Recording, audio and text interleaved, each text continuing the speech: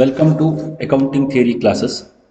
Myself, Venkatmurthy SG, Assistant Professor of Commerce, Government First Grade College, Monkey. Today's topic, classification and measurement of assets. ಆಸ್ತಿಗಳ ವರ್ಗೀಕರಣ ಹಾಗೂ ಮೌಲ್ಯೀಕರಣ. Content of the session, classification of current and non-current assets, measurement of asset, assumption for measurement of asset, objectives of measurement of asset. Classification of asset ಅಂದರೆ ಆಸ್ತಿಗಳ ವರ್ಗೀಕರಣ. Asset can be classified into two broader and popular categories. Those are non-current assets and current assets. Non-current assets ಇದನ್ನು ನಾವು ಕನ್ನಡದಲ್ಲಿ ದೀರ್ಘಾವಧಿ ಆಸ್ತಿಗಳು ಅಂತ ಹೇಳಿ ಕರಿತೇವೆ. The properties or equipments that a firm owns and uses in operations to generate income, these are not converted to cash within 1 year in a normal course of business operations. ಅಂದರೆ ಯಾವುದು ದೀರ್ಘಾವಧಿ ಆಸ್ತಿಗಳು ಇರ್ತಾವೋ ಆ ಆಸ್ತಿಗಳನ್ನು ನಾವು ಸಾಮಾನ್ಯವಾಗಿ 1 ವರ್ಷದ ಒಂದು ಅವಧಿಯಲ್ಲಿ ಹಣ ಅಥವಾ ಹಣದ ಮೌಲ್ಯಕ್ಕೆ ಅದನ್ನು ಬದಲಾಯಿಸುವುದಿಲ್ಲ, ಅಥವಾ ಆ ಆಸ್ತಿಗಳನ್ನು 1 ವರ್ಷದ ಅವಧಿಯಲ್ಲಿ ನಾರ್ಮಲ್ ಕೋರ್ಸ್ ಆಫ್ ಆಕ್ಷನ್ ಅಂದರೆ ಸಾಮಾನ್ಯವಾದಂತಹ ಕಾರ್ಯಚಟುವಟಿಕೆಗಳಲ್ಲಿ ಅದನ್ನು ನಾವು ಮಾರಾಟ ಮಾಡುವಂತಹ ಒಂದು ಪ್ರಯತ್ನವನ್ನ ಮಾಡೋದಿಲ್ಲ. ಅಂಥ ಆಸ್ತಿಗಳನ್ನು ನಾವು ದೀರ್ಘಾವಧಿ ಆಸ್ತಿಗಳು ಅಂತ ಹೇಳಿ ಕರೆಯಬಹುದು. ಎರಡನೇ ಕ್ಲಾಸಿಫಿಕೇಶನ್ ಬರೋದು current assets. The assets which are convertible to cash or realisable in normal course of business operations within 1 year. ಅಂದರೆ ಯಾವ ಆಸ್ತಿಗಳನ್ನು ನಾವು 1 ವರ್ಷದ ಒಂದು ಅವಧಿ ಒಳಗೆ ವ್ಯವಹಾರದ ಭಾಗವಾಗಿ ಹಣ ಅಥವಾ ಹಣದ ರೂಪಕ್ಕೆ ಬದಲಾಯಿಸ್ತೇವೋ ಅಂತಹ ಆಸ್ತಿಗಳನ್ನು ನಾವು ಅಲ್ಪಾವಧಿ ಆಸ್ತಿಗಳು ಅಥವಾ ಕಿರು ಅವಧಿಯ ಆಸ್ತಿಗಳು ಅಂತ ಹೇಳಿ ಕರಿತೇವೆ. Non current assets are long term assets, ದೀರ್ಘಾವಧಿ ಆಸ್ತಿಗಳು. ದೀರ್ಘಾವಧಿ ಆಸ್ತಿಗಳನ್ನು ನಾವು ಈ ಕೆಳಗಿನಂತೆ ವಿಂಗಡಿಸಬಹುದು ಅಥವಾ ವರ್ಗೀಕರಿಸಬಹುದು. Following are the classifications of non-current assets. Tangible fixed assets. Tangible fixed assets are those assets which can be visible and which you can touch, and which is usually held for longer duration of period in business organization. Example, land and building, plant and machinery. Tangible fixed assets ಗಳನ್ನು ನಾವು ಕನ್ನಡದಲ್ಲಿ ಗೋಚರ ಸ್ಥಿರಾಸ್ತಿಗಳು ಅಂತ ಹೇಳಿ ಕರಿತೇವೆ. Intangible assets. Intangible assets are those assets which we can't touch and feel, but they have their own value in business. And usually these are the assets which usually held for longer duration in the business. Example for intangible assets: patents and licenses, goodwill created by the company or firm. Intangible asset ಗಳನ್ನು ನಾವು ಕನ್ನಡದಲ್ಲಿ ಅಗೋಚರ ಸ್ಥಿರಾಸ್ತಿಗಳು ಅಂತ ಹೇಳಿ ಕರಿತೇವೆ. Next classification is non current investments. Investment in shares, investment in long term bonds are usually examples of non current investments. Non current investments are the investments which are usually invested for comparatively longer duration of time period. ಇವುಗಳನ್ನು ನಾವು ಕನ್ನಡದಲ್ಲಿ long term ಇನ್ವೆಸ್ಟ್ಮೆಂಟ್ಗಳನ್ನು ಕನ್ನಡದಲ್ಲಿ ದೀರ್ಘಾವಧಿ ಹೂಡಿಕೆಗಳು ಅಂತ ಹೇಳಿ ಕರಿತೇವೆ. Non current advances and loans. Non current advances R loans are the loans which is extended by the company for comparatively longer duration of time. And non current advances are the advances which is given to the supplier of the goods or developer of the work which is undertaken by the principal organization.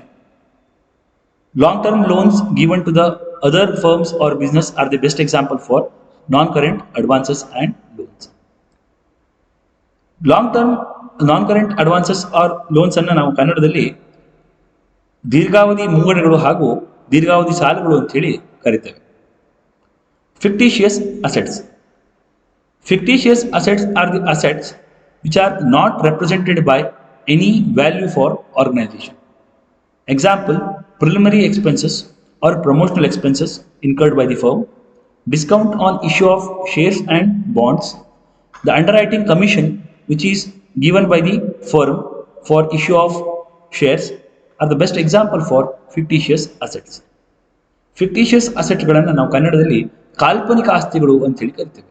ಯಾಕೆಂದ್ರೆ ಈ ಆಸ್ತಿಗಳು ಯಾವುದೇ ರೀತಿಯಾದಂತಹ ಮೌಲ್ಯವನ್ನು ಹೊಂದಿರುವುದಿಲ್ಲ ಮತ್ತೆ ಈ ಆಸ್ತಿಗಳನ್ನು ನಾವು ಯಾವುದೇ ರೀತಿಯಾಗಿ ಮಾರಾಟ ಮಾಡಲಿಕ್ಕೆ ಸಾಧ್ಯ ಇರುವುದಿಲ್ಲ. Current assets are short term assets, ಕನ್ನಡದಲ್ಲಿ ಇವುಗಳಿಗೆ ನಾವು ಅಲ್ಪಾವಧಿ ಆಸ್ತಿಗಳು ಅಂತ ಹೇಳಿ ಕರಿತೇವೆ. The classifications of current assets are as follows. ಅಲ್ಪಾವಧಿ ಆಸ್ತಿಗಳ ವರ್ಗೀಕರಣವು ಈ ಕೆಳಗಿನಂತೆ ಇರುತ್ತದೆ. ಟ್ರೇಡ್ ರಿಸಿವೇಬಲ್ಸ್.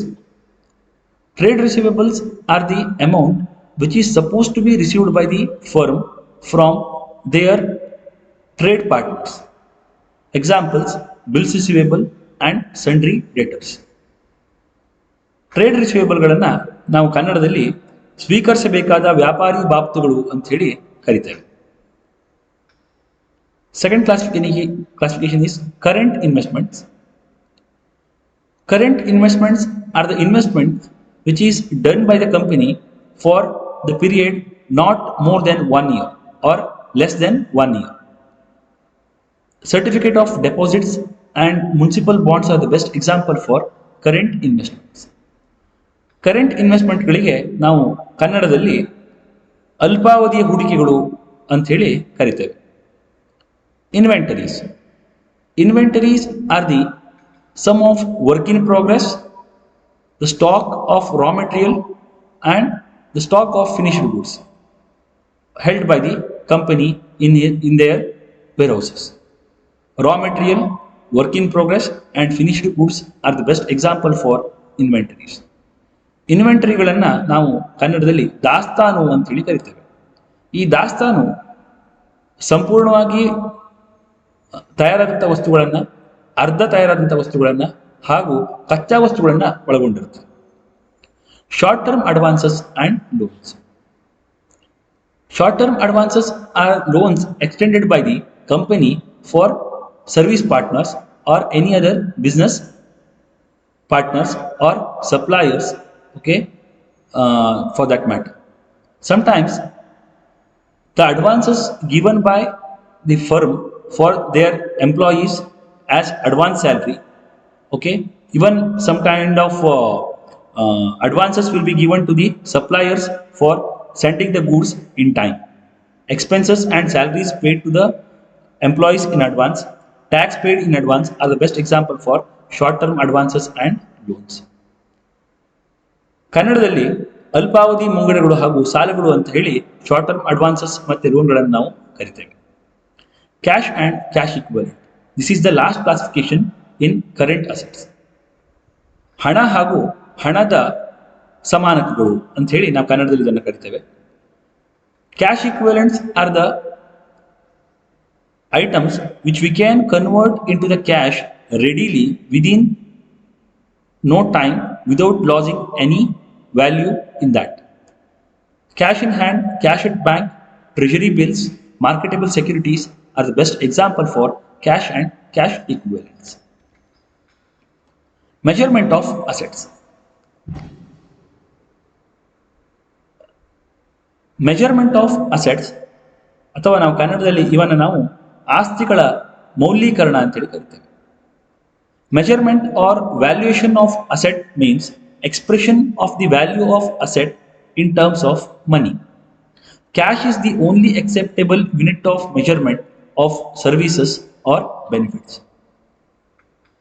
ಆಸ್ತಿಗಳ ಮೌಲ್ಯೀಕರಣ ಅನ್ನುವಂಥ ಒಂದು ಪ್ರಕ್ರಿಯೆ ಇದು ಸಂಸ್ಥೆಯು ಹೊಂದಿರುವಂತಹ ಒಟ್ಟು ಆಸ್ತಿಗಳ ಮೌಲ್ಯವನ್ನ ನಿರ್ಧಾರ ಮಾಡುವಂತಹ ಒಂದು ಸನ್ನಿವೇಶ. ಇಲ್ಲಿ ಹಣ ಅಥವಾ ಹಣದ ಒಂದು ಮೌಲ್ಯದಲ್ಲಿ ಮಾತ್ರ ನಾವು ಆಸ್ತಿಗಳನ್ನ ಮೌಲ್ಯೀಕರಣವನ್ನ ಮಾಡ್ತಾ ಹೋಗ್ತೇವೆ. Assumption for measurement of assets. ಆಸ್ತಿಗಳ ಮೌಲ್ಯೀಕರಣಕ್ಕೆ ಇರುವಂತಹ ಊಹೆಗಳು. ಇದರಲ್ಲಿ ಒಂದನೇದು first one, assumption of continuity of business. The basic assumption for measurement of asset is assumption of continuity of business. Here, the business has to be considered that it will be run for longer period. And second one, assumption of periodicity of the business. Here, the depreciation and other related charges will be charged on specific assets, okay, based on periodicity concept or periodicity assumption. And third one is historical cost assumption or assumption of historical cost. In historical cost assumption, all the depreciation and other charges on specific asset or asset class is considered based on the value at which it is acquired by the firm. ಇಲ್ಲಿ ಮೂರು ಅಂಶಗಳನ್ನು ನಾವು ಗಮನಿಸ್ತೇವೆ. ಒಂದು, ಯಾವುದೇ ಒಂದು ಸಂಸ್ಥೆ ಇರಬಹುದು, ಅದು ಬಹಳ ಸಮಯದವರೆಗೆ ಇದು ತನ್ನ ಅಸ್ತಿತ್ವವನ್ನು ಹೊಂದಿರುತ್ತೆ ಅನ್ನುವಂಥ ಒಂದು ಊಹೆಯನ್ನು ನಾವು ಮೊದಲನೇದಾಗಿ ಮಾಡ್ತೇವೆ. ಎರಡನೇದಾಗಿ ಪಿರಿಯಾಡಿಸಿಟಿ ಅಂತ ಬಂದಾಗ ಆವರ್ತನ ಅವಧಿ ಅಂತೇಳಿ ನಾವು ಕನ್ನಡದಲ್ಲಿ ಹೇಳ್ತೇವೆ.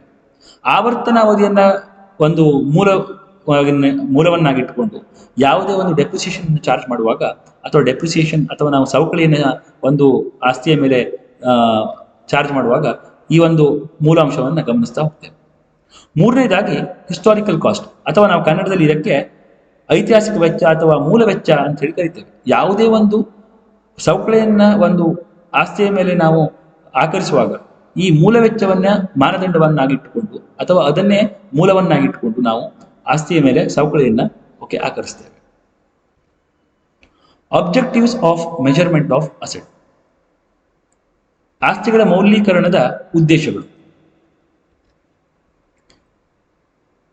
To determine profit or income. ಕನ್ನಡದಲ್ಲಿ ನಾವಿದಕ್ಕೆ ಲಾಭ ಅಥವಾ ಆದಾಯದ ಒಂದು ನಿರ್ಧಾರ ಮಾಡುವಂತಹ ಒಂದು ಪ್ರಕ್ರಿಯೆಯಲ್ಲಿ ಇದು ಅವಶ್ಯಕ. To determine financial position. ಹಣಕಾಸಿನ ಸ್ಥಿತಿಯನ್ನ ತಿಳಿಯಲು ಇದು ಸಹಾಯಕ. To disclose fair and true view of financial position. ಹಣಕಾಸಿನ ನೈಜ ಸ್ಥಿತಿಯನ್ನ ತಿಳಿಸುತ್ತದೆ. To determine investment in different assets categories. ವಿವಿಧವಾದಂತಹ ಆಸ್ತಿಗಳ ಒಂದು ವರ್ಗೀಕರಣದಲ್ಲಿ ಎಷ್ಟೆಷ್ಟು ಹೂಡಿಕೆ ಆಗಿದೆ ಎಂಬುದನ್ನು ತಿಳಿಲಿಕ್ಕೆ ಇದು ಸಹಾಯ ಮಾಡುತ್ತೆ. To calculate or measure change in the value of goodwill. ಒಂದು ಸಂಸ್ಥೆಯ ಸುನಾಮದಲ್ಲಿ ಆದಂತಹ ಬದಲಾವಣೆ ಅಥವಾ ಅದರ ಒಂದು ಮೌಲ್ಯೀಕರಣ ಪ್ರಕ್ರಿಯೆಗೆ ಇದು ಅವಶ್ಯಕ. To communicate accounting information to different users. ಲೆಕ್ಕಪತ್ರದ ಮಾಹಿತಿಗಳನ್ನು ಬೇರೆ ಬೇರೆ ಆಸಕ್ತ ವ್ಯಕ್ತಿಗಳಿಗೆ ತಿಳಿಸ್ಲಿಕ್ಕೆ ಇದು ಸಹಾಯ ಮಾಡುತ್ತೆ. To assist management in decision or policy making.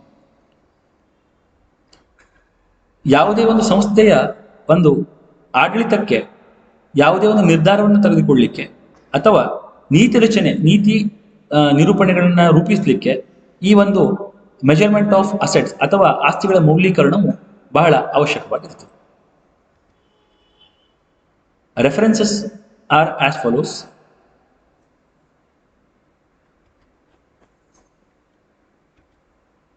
Thank you.